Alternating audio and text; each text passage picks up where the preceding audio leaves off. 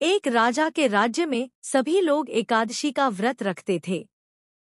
प्रजा तथा नौकर चाकरों से लेकर पशुओं तक को एकादशी के दिन अन्न नहीं दिया जाता था। एक दिन किसी दूसरे राज्य का एक व्यक्ति राजा के पास आकर बोला, महाराज, कृपा करके मुझे नौकरी पर रख लें। तब राजा ने उसके सामने एक शर्त रखी कि ठीक है, रख लेते हैं, किंतु रोज तो तुम्हें खाने को सब कुछ मिलेगा, पर एकादशी को अन्न नहीं मिलेगा। उस व्यक्ति ने उस समय हाँ कर ली, पर एकादशी के दिन जब उसे फलाहार का सामान दिया गया तो वह राजा के सामने जाकर गिड़गिड़ाने लगा, महाराज, से मेरा पेट नहीं भरेगा, मैं भूखा ही मर जाऊंगा, मुझे अन्न दे दो। राजा ने उसे शर्त की बात याद दिलाई, पर वह अन्न छोड़ने को राजी नहीं हुआ। तब राजा ने उसे आटा, दाल, चावल आदि दिए। वह नित्य की तरह नदी पर पहुंचा और स्नान कर भोजन पकाने लगा। जब भोजन बन गया तो वह भगवान को बुलाने लगा, आओ भगवान, भोजन तैयार है। उसके बुलाने पर पीताम्बर धारण किए भगवान चतुर्भुज रूप में आप पहुंचे तथा प्रेम से उसके साथ भोजन करने लगे।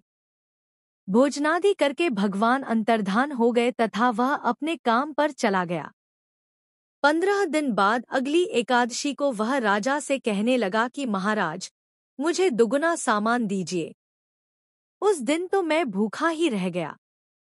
राजा ने कारण पूछा तो उसने बताया कि हमारे साथ भगवान भी खाते हैं, इसीलिए हम दोनों के लिए ये सामान पूरा नहीं होता।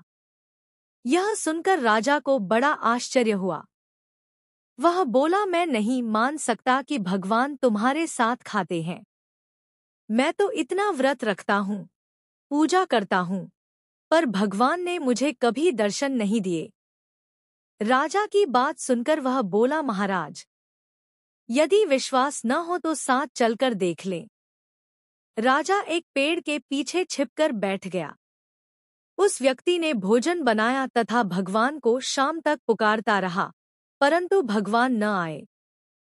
अंत में उसने कहा, है भगवान, यदि आप नहीं आए तो मैं नदी में कूदकर प्राण त्याग दूंगा। लेकिन भगवान नहीं आए। तब वह प्राण त्यागने के उद्देश्य से नदी की तरफ बढ़ा। प्राण त्यागने का उसका दृढ़ इरादा जान शीघ्र ही भगवान ने प्रकट होकर उसे रोक लिया और साथ बैठकर भोजन करने लगे। खा पी कर वे उसे अपने विमान में बिठाकर अपने धाम ले गए। यह देख राजा ने सोचा कि व्रत उपवास से तब तक कोई फायदा नहीं होता जब तक मन शुद्ध न हो। इससे राजा को ज्ञान मिला। वह भी मन से व्रत उपवास करने लगा और अंत में स्वर्ग को प्राप्त हुआ।